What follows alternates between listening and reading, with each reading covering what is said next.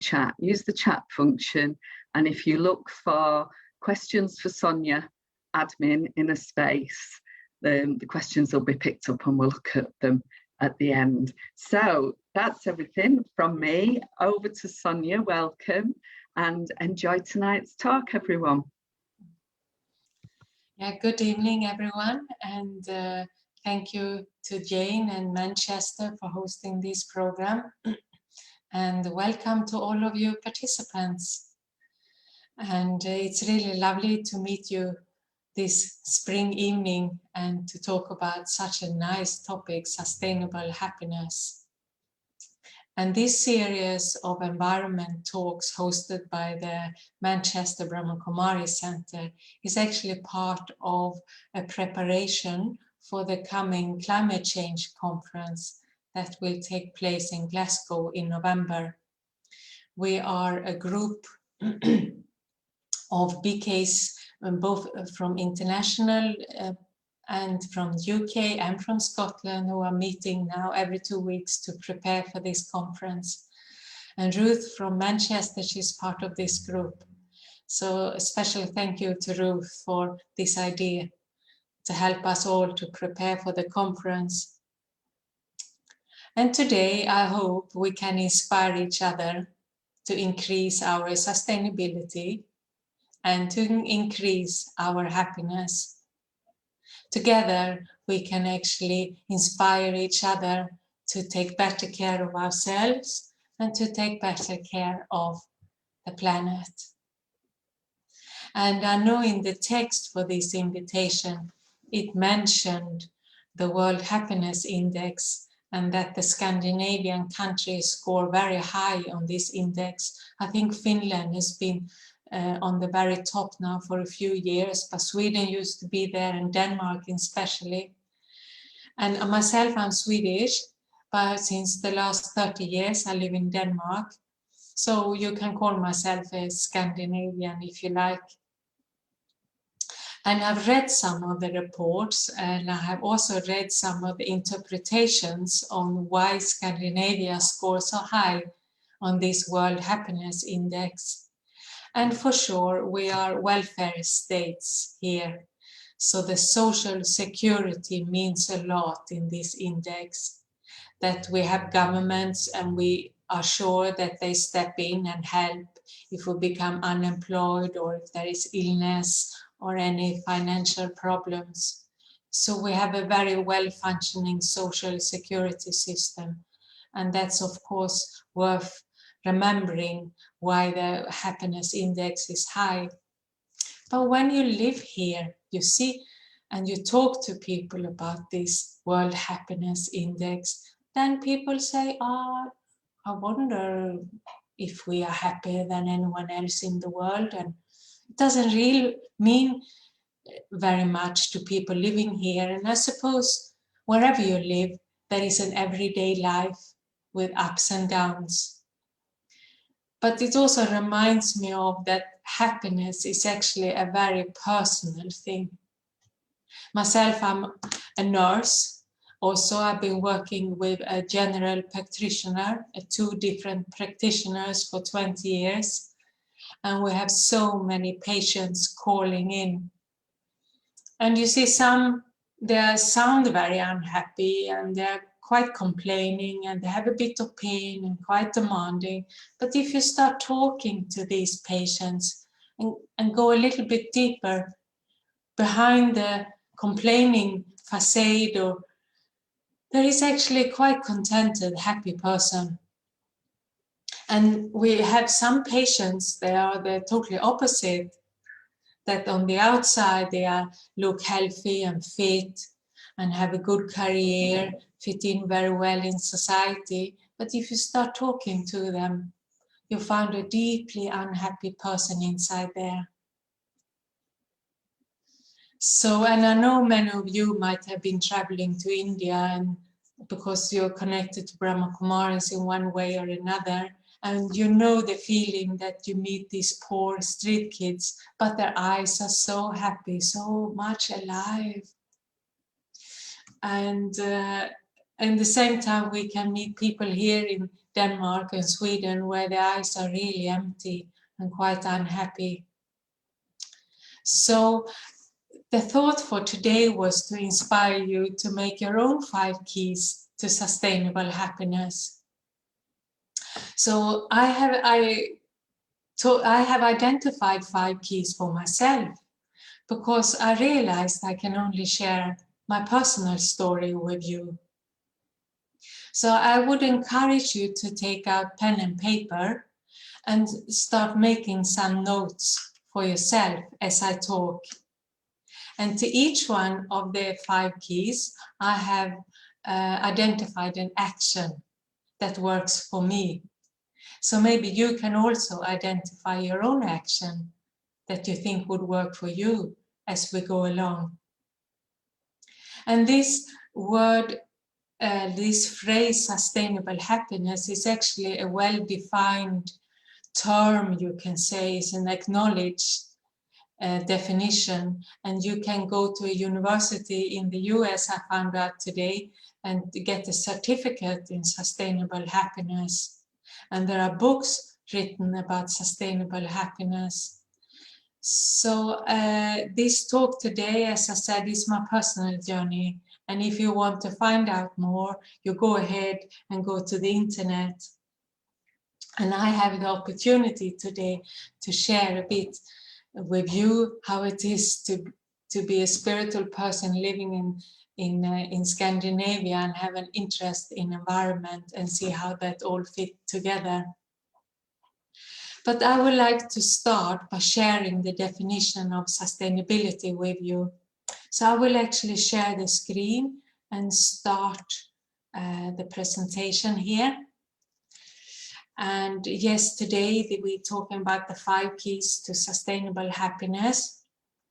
And here we have the definition of sustainability. Sustainability, the term was coined in 1987 by Gro Harlem Brundtland, who was the environment minister in Norway at that time.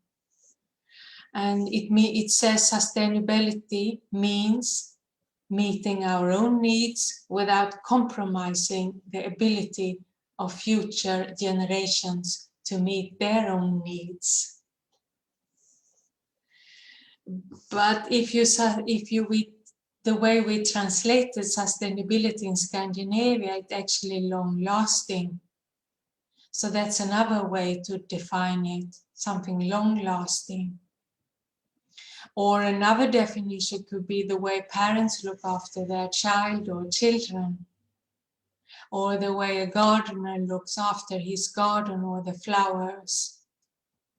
So we get the feeling of sustainability means something long-lasting, something where I don't take too much, but I always make sure it's enough for the future also. And you know, in Brahma Kumaris, we talk about the happiness that lives inside us is the long-lasting happiness. And the happiness that comes from the outside is the one that lasts short-lasting. That's the happiness that are connected to the things that comes and goes. So that's always good to have in the back of the mind that happiness is inside me, but we have different things in life that triggers it. So let's start and see what I came up with. So the first time I put was time in nature. And here is my flip over. It's like I'm doing a workshop with you, even you're online. So you can put down your own kind of thoughts or inspirations. Because time in nature, I can be myself and I slow down. And you can get the feeling that peace is natural and we can be together. Most important, I can have a sense of wonder in nature, the wonder of the moment.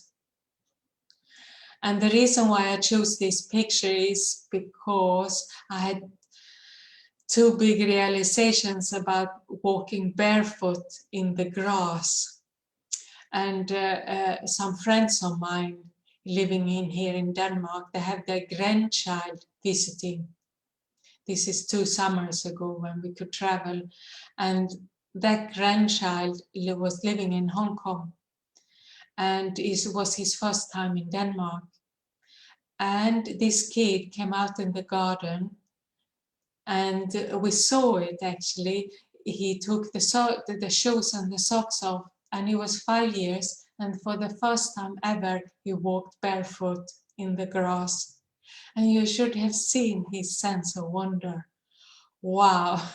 Every day, the whole summer, he did nothing else than walking barefoot in the grass. And it's such an enriching experiences, something that touches you. And maybe we should do these things more often as adults. I did a workshop once in Global Retreat Center, which many of you will know, and we were going to do a walking meditation outside. And it was a bit rainy, so the grass was wet. And I was talking to myself, can I ask them to take the shoes off or not? And I thought, okay, we try. So I asked everyone to take the shoes off and walk barefoot in wet grass. And you see, it was such an amazing experience. And some of the participants that told me afterwards that this was the highlight, not the meditation, not the workshop, but walking barefoot. And for some, it was like 10, 20, 30 years ago. So this sense of wonder is very enriching and increase our happiness. So my feeling is go out there, talk to trees, embrace the trees, hug the trees, listen to the birds, see the sky, the clouds formation, get this sense of wonder. And during the pandemic here in Denmark, they did an investigation of, after the first lockdown, what people would change when we come back to a normal society again, or whatever you call it, after the pandemic. And the first one on the list, everyone said, I will spend more time in nature. Because the lockdown made everyone, that's the only thing they could do, is they could go out for a walk. And they realized, okay, I will do more of this in the future, spend time in nature. Second on the list was that the realization that people and friends are important in my life. And third on the list, if it interests you, was that we want to have more opportunity to work from home in the future. And when we are on this note with the kids and the barefoot grass, I just wanted to share with you that there is a psychological definitions called nature deficit disorder. And it's the idea that human beings, especially children, are spending less time outdoors, and they believe that this change results in a wide range of behavioral problems.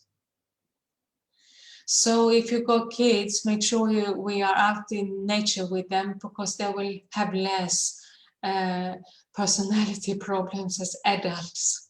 This is what this indicates. And maybe it's never too late to start climbing trees. So my action here to this point would be that, can we have a sense of wonder moment every day, even if we live in the cities? I started to collect a small moment of happiness list. And I have such good fun with my small moments of happiness list. So I can only recommend it. You know, if I come back from travels, I used to have things like, wow, I can drink water from the tap. And that would come on the list. Or sometimes it's like a cloud formation, or this duckling here is soon time for the ducklings. They are the biggest wonder.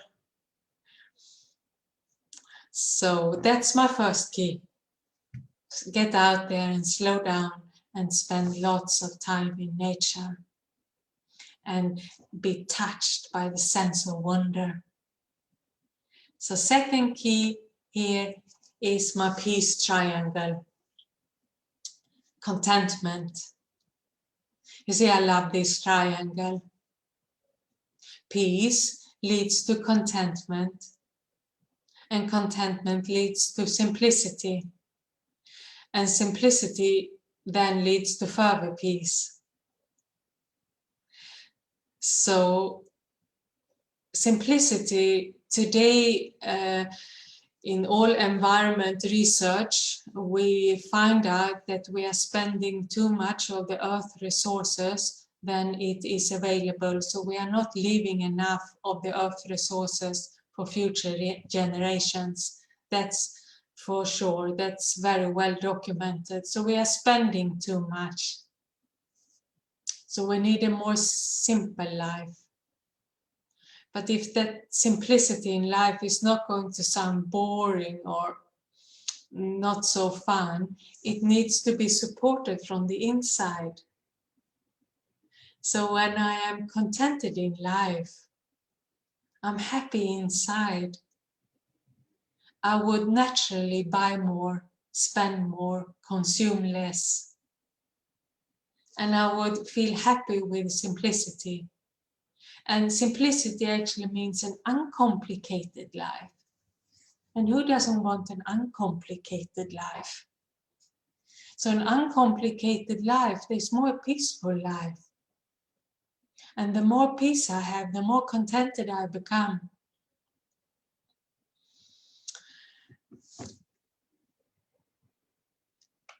So here are two slogans. That's two of my favorite slogans. And I think many Scandinavians would recognize themselves in this. The simple is beautiful and less is more. And I would love to hear what your take is on this and how you understand it and how you live by it. But one way of living by these two slogans would be to declutter your house, to declutter your life, and to declutter the mind. And today out there are so many good advice on the internet on how to do decluttering actually. To declutter my mind, I need to, mind sometimes is fragmented. So I need to unfragmentate my mind. And that's what's happening in meditation for many of us. But we can also train our eyes to see beauty everywhere. Also in what immediately looks ugly, there is something beautiful.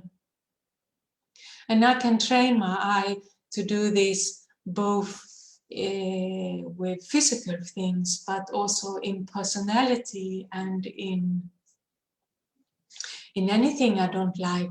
I can train my eyes to see the beauty.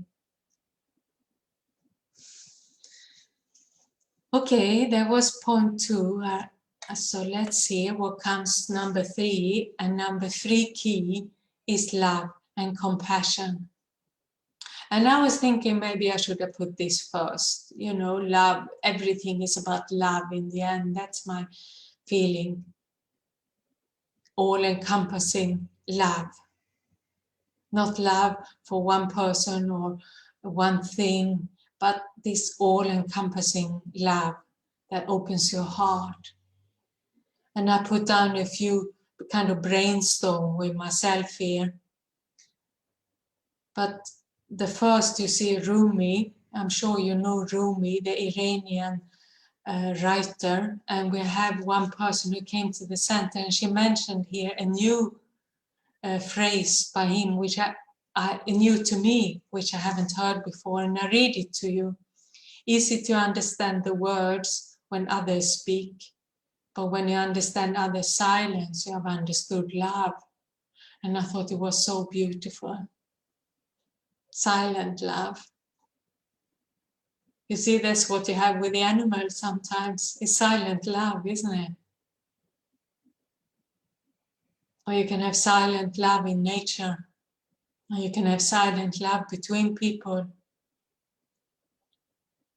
So it's important to explore what love and compassion means for me.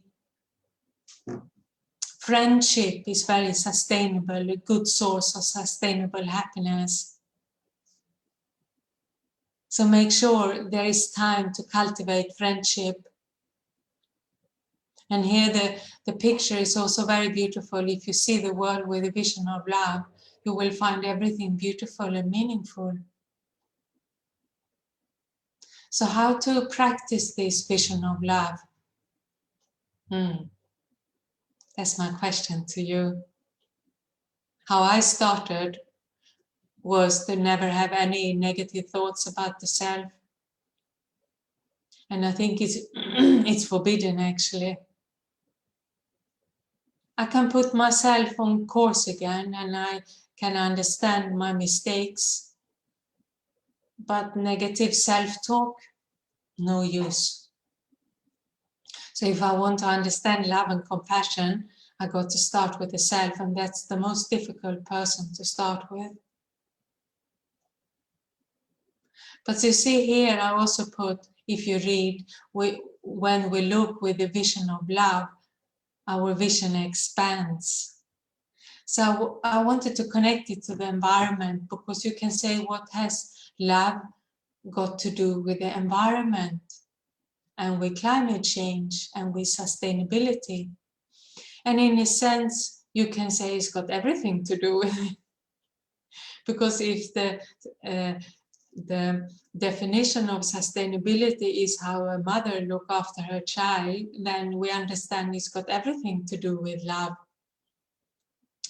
And there was a biologist from Chile who's done some research on this. He's called Maturana, and he's talked about systemic seeing and holistic worldview. And he writes that nature and climate change takes a long time. So like nature takes a long time to react. So the climate change and the nature catastrophes we see today, they started a long time ago. So it takes a decade, 2 decades, 3 decades for nature to come to the sort of urgency we have today.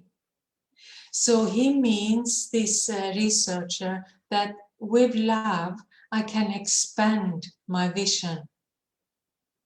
And I can see the long-term effects on my actions. And if I become fearful, or if I become blinded by self-interest and selfishness, my worldview will shrink. And I will only see next step. I will have a short-term vision.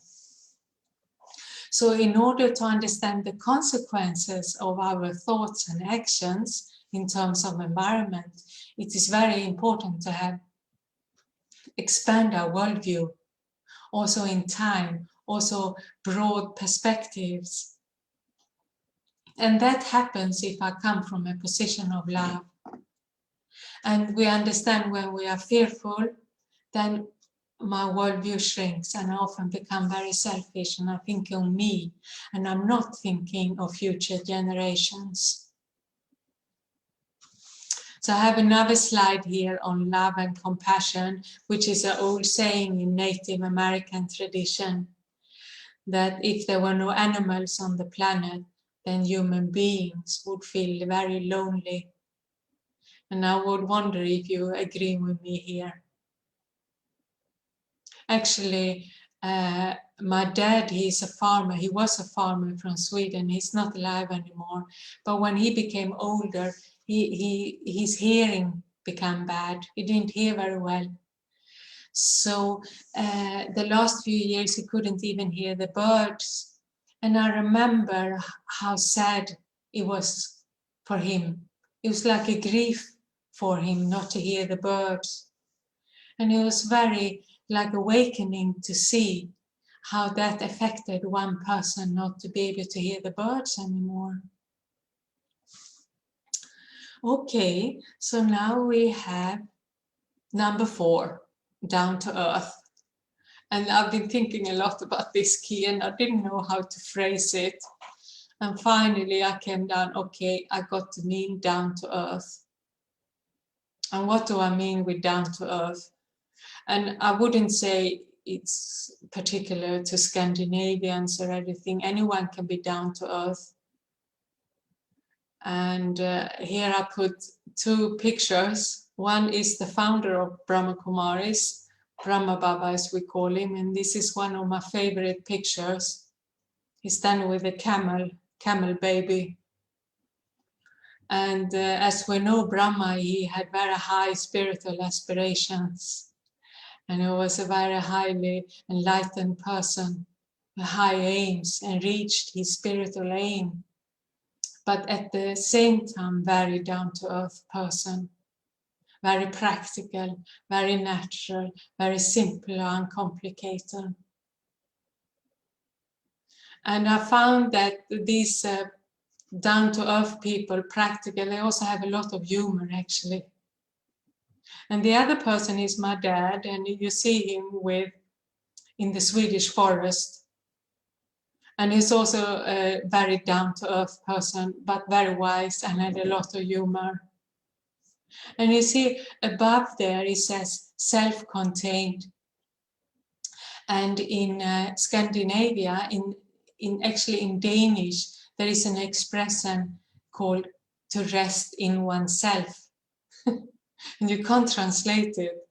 Og hvile i sig selv. And I looked it up, and the closest in English would be self-contained, but they actually literally read to rest in oneself. And I think that's a down to earth.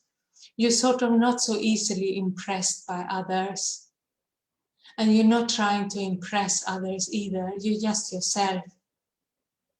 And here in Scandinavia, you wouldn't be able to tell from people's way of dressing or what position they have. Or, you know, the way people speak to each other is very natural and down to earth. And here, for example, I went to an environment talk the other, maybe it's a year ago, 2 years ago, and the environment minister come on her bicycle, put the bicycle outside, walks up, talk to a few people, and give a fantastic presentation, and go home on her bike. And I find that's very down to earth, very natural. But where does this come from?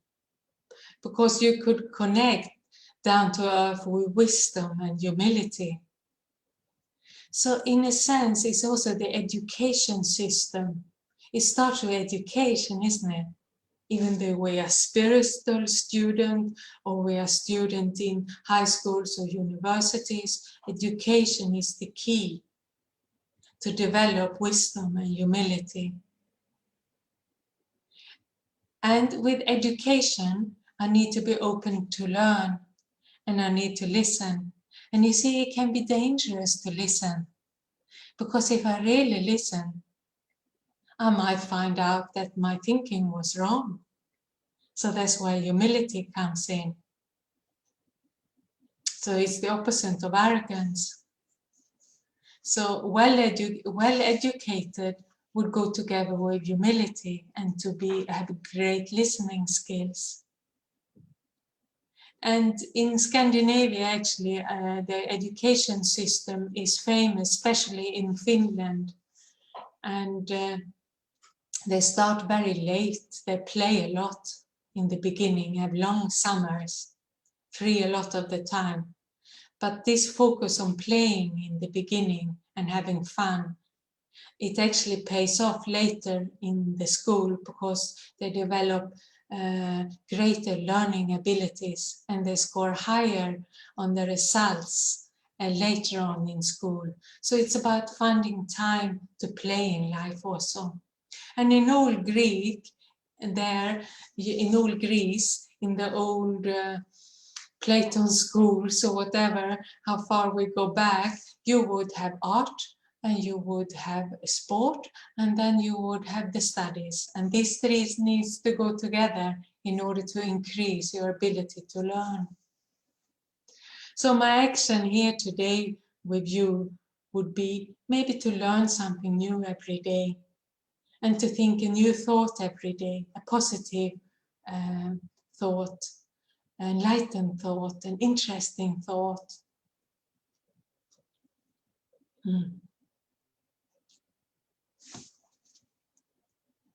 And then we have fifth key, to share and to care. And whatever you read on sustainable happiness online or in books or in university courses, this one comes up in everywhere. It's a general trend. Is if you want to be happy, you've got to find ways to share and to care for others, to make a difference every day, to be generous. And actually, together with sharing and generosity also comes gratitude. To be grateful that I can share something. And I think the pandemic and the lockdown have maybe reminded other people of that we can't take opportunities to share with others for granted, because I might be not having the opportunity to do that anymore. So gratitude for opportunities to share.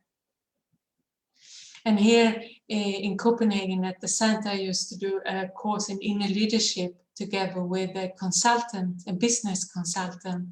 And he was connected to one of the top companies here in Denmark and doing managing job together with the top leaders in the biggest company and very well paid. And he used to do this course for free. We had 21 hours course in the inner leadership, Friday evening to Monday lunch. And he used to say, it's my fortune to work for free from time to time. To do voluntary work is my fortune. And I thought this is such an interesting take on sharing and voluntary work. And to take an inspiration for to share, I would like us to learn from trees here. And this is a very typical Scandinavian forest. So next slide is, here you see two beautiful oak trees, and we're going to talk about the power of good wishes as we take inspiration from the trees. And the last 15 years, a lot of research has been done on trees, on how and on trees' secret communication. And it started with a German scientist that wrote a book on the secret communication with trees, and that was translated to English and also became a bestseller in England. And he found out that the trees are connected in hubs or in families. And I'm sure many of you know this, but in case you don't, so the trees are connected, and they are not connected with the roots, because it would take long time to run roots through the ground, but they are connected by fungus. So they have like their own network with fungus, and through this fungus, which is the invisible network underground, which we can't see, they can communicate with each other. So often there could be maybe 40, maybe more trees, they belong together to a tree community. And there, for example, if one tree is not well, the trees can send extra nutrients and extra carbon to this tree to make sure it gets well again. And they can also regulate the microclimate within their little hub, which can be a big hub actually. So they can decrease or increase the temperature to make sure that the tree, which is not well, get better quickly. And they can also protect themselves from attacks by insects or whatever. And I just heard a story from Africa that you have an animal called okapi. I hope that's the right word in English. And its favorite leaves belong to one tree, and it eats of this leaf every day. But if the okapi get greedy and eat too many leaves, the tree is saying, whoops, here is danger. So they send out the poison into the leaves. So the okapi will feel sick and not eat anymore. And the trees do this together. So the whole community of trees suddenly became poisonous. That in order to protect themselves and to make sure that the okapi doesn't eat too much. I think it's just fantastic. And within this community of trees, you would also have a mother hub, a mother tree, who is in charge of this. And I would like us to take inspiration for that, to understand that we also have our own network of people which we are connected to in an invisible way. Many people would maybe know closely 10, 20, 30, 40, 50 people. They maybe have a network of connections, friends, colleagues, distant colleagues, friends, people they know, people they meet in the house, in the estate, or on the bus, in the shop, maybe 100. So the people you are connected to, they are also influenced by your vibrations in the same way as the tree influence each other. So I can supercharge my network by sending out good wishes and make sure that in this vibrational, invisible network, I am the sender of good wishes, of love, of cooperation, of support. And whatever person or whatever tree in my network will absorb that for them to get better if they need. And here you have one of Brahma Kumari's very old pictures, the double tree. And it's a very beautiful picture. You see the yellow is the manifest world. And the blue is this invisible world of vibrations. So we're all connected in our vibrational world, and it manifests in our physical world. And so that's why I have to make sure that I am charged. And then, so I do that through my meditation. And then I have to make sure that every day I have a good wishes practice. And if you are a supercharger, then you can send vibrations to the whole world. And the largest tree hub of all. And you see here, you have a point of light also in this beautiful picture. So that's the connection to the divine, or to God, if you like. So that's my practice, to make sure I charge myself. And then I can charge my network with good wishes every day. So that was the 5 keys that has worked for me. And here, together, what can we do together? Yeah, we can rewrite the collective story of what a good life is. You see, the story you tell is the basis for your life. So tell the story the way you want it to be. And the story you want to have, I'm sure you're not sitting alone on a dirty planet somewhere. That's not your dream, is it? No one's dream. No, we're sitting on a beautiful planet together. And if you ask most people what they really want in life, many people would say, well, I want time in nature and I want time with family and friends. They want to feel connected.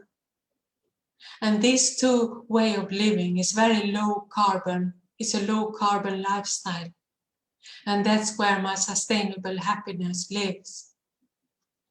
So if we can rewrite this collective story together, it's at least a start of what a good life is. It's not collection of many gadgets and things and many travels, but it's a feeling of purpose and meaning, and to be keep dreaming, and we do that together. So to start rewriting the collective story, I got to understand that when every time I think, I create something. So that's how thoughts are connected with climate change, because the way I think will be the way I take decisions, and the decisions we have taken and the attitude we have had is causing our society today, and is causing climate change in the very end. So that's what makes us human beings also, the ability to create, which starts with my ability to think and to choose what thoughts I have. So I create my own world by my thinking and my lifestyle. And it means that together we can co-create our world by our contribution to the collective thinking and lifestyle. So I would say thank you, and here you have a meditation picture. It's a carrot, I think. Yes, it's a carrot. If you slice most fruit, you'll find this beautiful meditation light in tomatoes, in carrots, in kiwis. Nature is just full of wonders. So I would like us to do a meditation together now, and then hopefully we have some questions and we can share or comment together, and I can hear a bit about your keys.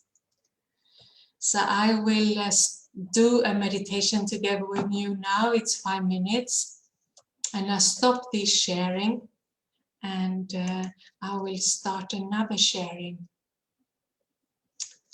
where I have the meditation. So just 1 second here. Here it comes. So I'll ask you to sit relaxed and take a deep breath and enjoy the wonder of this merry moment we have together.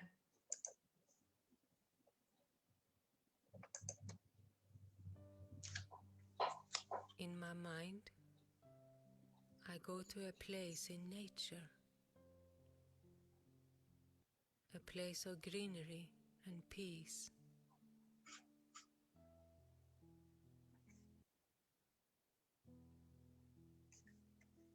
In my thoughts, I emerge the wind,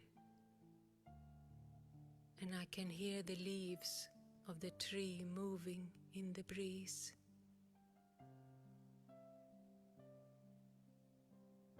The wind whispers secrets in my ear, and I understand.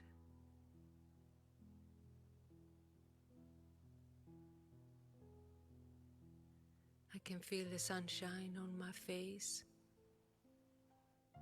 softly warming my heart and soul.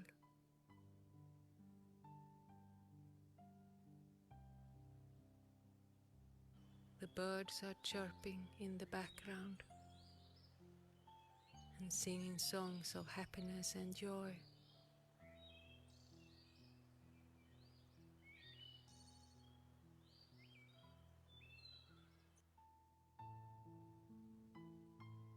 I emerge the feeling of belonging to the planet, to nature, to the animals and all living beings.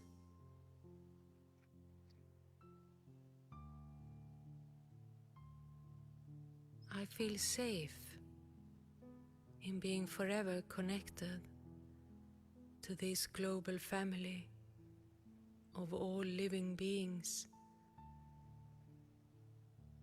and being connected to the world around me.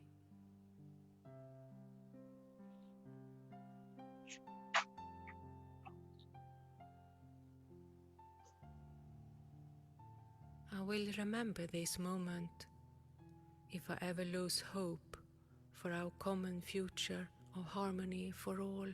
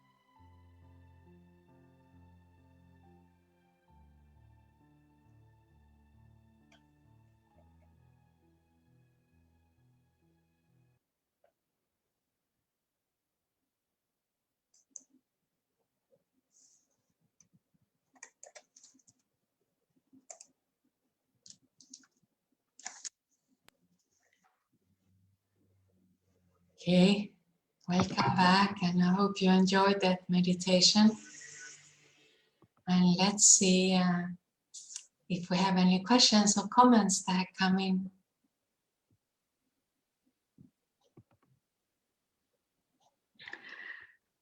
That was remarkable, Sonja. That was so inspiring.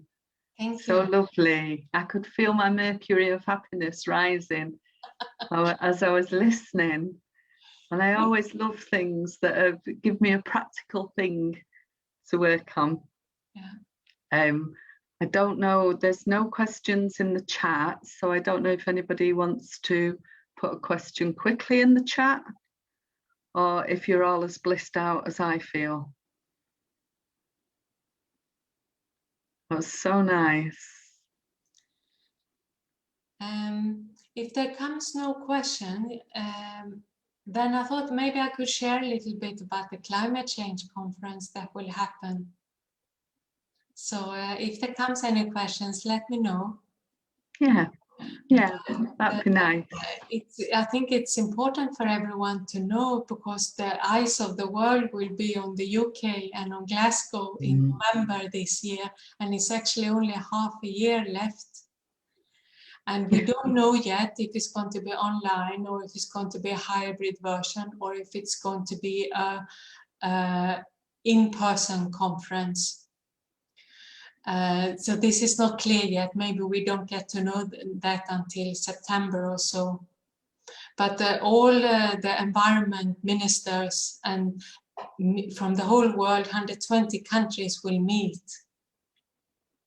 Plus all the civil society will meet. Today there are about 800 civil society organizations that will come.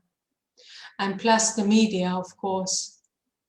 And Brahma Kumaris is a registered observer organization to the climate change conferences. And we've been to every climate change conference since 2009, which was here in Copenhagen, the first one. And our main contribution, our umbrella theme is consciousness and climate change. And we work also very closely together with all the other religions. And you see the interfaith work in environment and climate change works very well, because all the different spirituality traditions or the religions, we forget our own scriptures or our own theology, if you want, because we work together for a higher purpose, for Mother Earth. So you never have a feeling if this one is a Christian or a Muslim or a Buddhist or whatever, but we work together to save nature in a sense. So that's very inspiring work. So we have a delegation. Normally we are about 10 people that go to the climate change conferences, and we arrange workshops and talks, both, and we always do that together with other organizations. So we would work together with so many different organizations. Solar Cooker Alliance, for example. Brahma Kumaris are very big in solar energy, especially in India. So we do a lot of work on solar.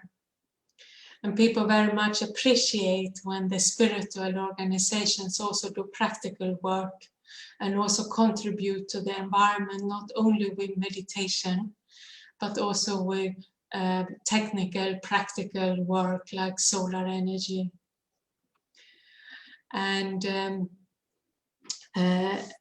the theme for Glasgow will very much be on resilience and adaptation. Adaptation means I need to adapt to changing realities and changing circumstances. Things are not going to be the same in terms of climate change and nature. And resilience means the way I can bounce back from catastrophes, how strong I am. And of course, you can have resilience of a society, of a community, of a country, but we can also have inner resilience. Sonja, I just need to interrupt you there. We've just got a couple of questions come through, and I think somebody did have their hand up. They might have put the question in the chat. So there's a couple of questions about if we want to, how can we be contented at work? If we want to progress at work, how can we be contented at the same time? And there's also, if people have been mean to us, how do we forgive them? A couple of questions there, just to have a think about. I mean, it's a very old dilemma. Is it possible to change and make effort and progress and be content at the same time? And that's in all areas of life. And it is actually possible because I can be open to learn and I can be ambitious, but I can still be contented. You see, in a way, I need to be happy with myself, with who I am, because I am what I am and I will never be anyone else. But it doesn't mean I'm not making effort on my personality, because I have many things I need to change, my arrogance or my greed or whatever. So I'm working on myself all the time, but I'm also a contented person. And it can be the same at work. I can be happy with my work and with my task and do it with joy and contentment. But I can still strive for my career, to learn more, to take courses, to increase my network. Okay, thank you. There's another question. Tell us the Nordic secret. I'm assuming that's tell us the Nordic secret to the happiness. Yeah, the Nordic secret, they say, is actually in the education system. And we have here in Denmark, they have something called folk schools. So even as an adult, you would go to a high school for 1 or 2 weeks to learn new things. And so if in the Nordic city, it is actually education. And also for women, of course, very well educated women education, the key. Yes. We had the other question about how can you forgive when others are mean to you? And you see, forgiveness is a very big topic, and we can do another talk on that actually. But and I will just share my personal experience, even though I don't know your story. But for me, I would start by forgiving myself for having these feelings for another person. You see, so in a way, I forgive myself for having these feelings. And when I forgive myself, I can easily forgive others. And to forgive oneself, it takes a lot of love and take a lot of respect. And in terms of others, sometimes I learned a very easy conflict resolution tool, and it is to reflect on what the other person's intention would have been. You see, I can have a very pure intention, but on the way out, things get twisted and I express myself or do something which is not in relation to my intention. But my habits took over or some other things took over. So if a person has harmed me or been mean to me, maybe their intention was good, but their habits took over. So if I can clarify the intention with them, then I have a more easy tool to find some kind of compromise. Okay, we've got 2 minutes left for the last question. Okay, there's a question. You've given us some lovely ideas, lots of things to think about how we achieve happiness and sustainability. How do you think we can get more people in the world to follow this sound advice? Yeah, that's the best question. You give a talk yourself. You know, we got to share with everyone, you know. Here in Denmark, they did such an interesting television program. They asked a normal family who eats lots of meat every day and maybe not the healthiest food, and they asked them if they want to do an experiment for 2 weeks and only eat organic food, and if they made a difference, and the television company paid them the extra cost. So they invited this family back into the studio again, and after 2 weeks they shared their experience, and they said they had increased well-being, more energy, and the whole family of 4 people were amazed that only after 2 weeks less chemicals in the body can have such a remarkable result. And that's a good story to share. So maybe all of you, if you go out and share your good stories, maybe become more of us. Thank you. Okay, thank you. We're going to have to stop there because it's just come to 7:30. Thank you so much for your sharing.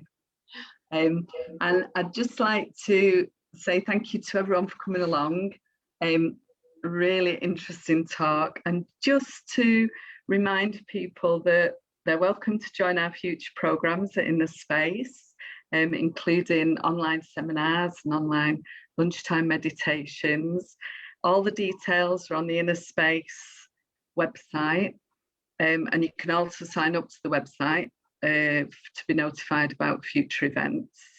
But one event we really want to draw people's attention to at the moment, on May the 22nd, we've got a special event coming up.